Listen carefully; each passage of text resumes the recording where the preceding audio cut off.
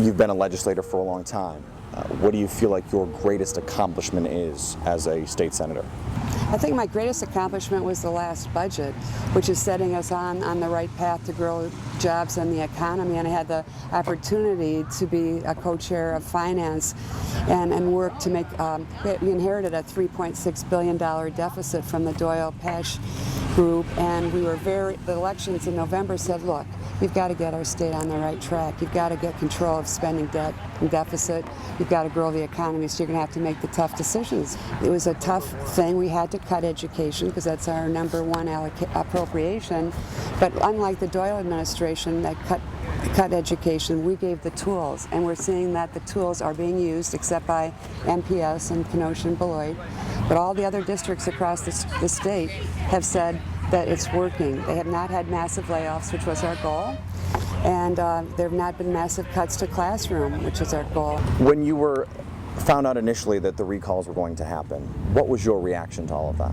I knew that that was our voters' right to be able to recall our legislators. That's what's in our Constitution. And actually there was an article in the Wall Street Journal when we were taking the vote that said that if we did Act 10 with the collective bargaining, the Obama administration, the Obama campaign team and other labor leaders were going to put $30 million against us. That was an intimidation to say, you know, you better not do this or we're going to take you out.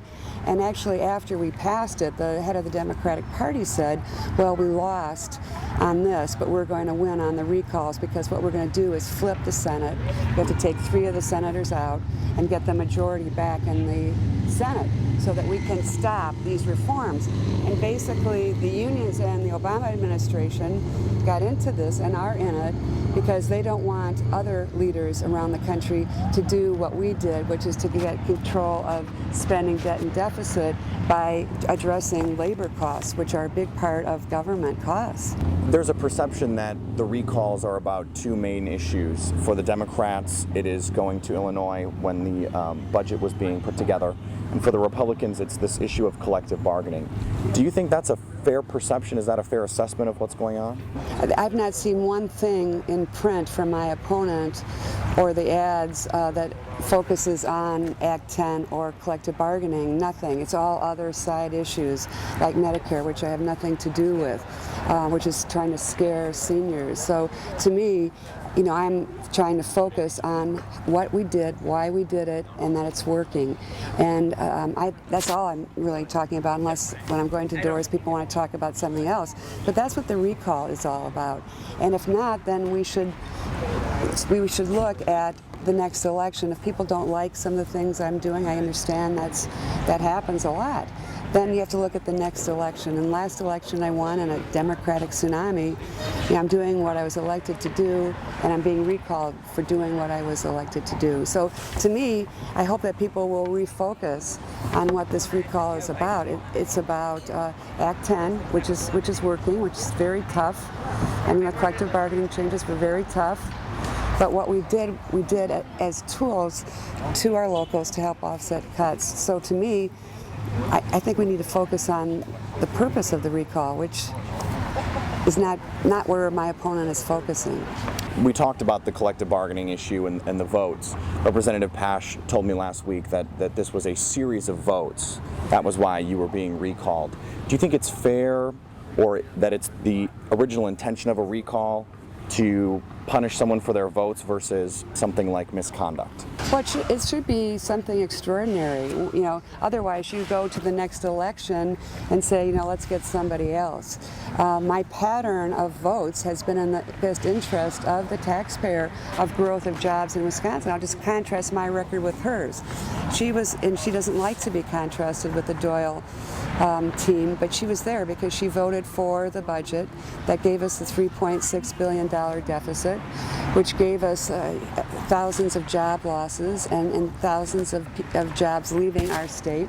You know, she has to say she voted for all those. In fact, her record has been lined up with the Doyle administration and all the job-killing strategies that they had. I mean, that is her legacy, that because she was in charge as a Democratic majority in both houses with the governor. A lot of the ads and literature that's being presented by your opponent are about this budget and the deep cuts.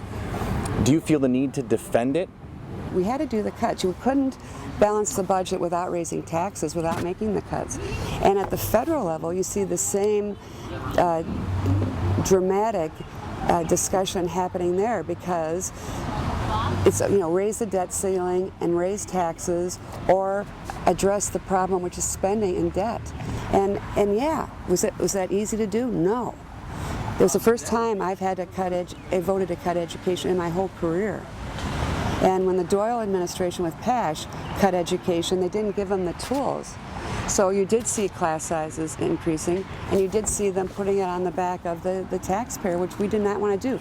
In fact, we have our property tax freeze. What do you think is the biggest difference between you and your opponent? The Doyle team destroyed a lot of middle-class families' jobs.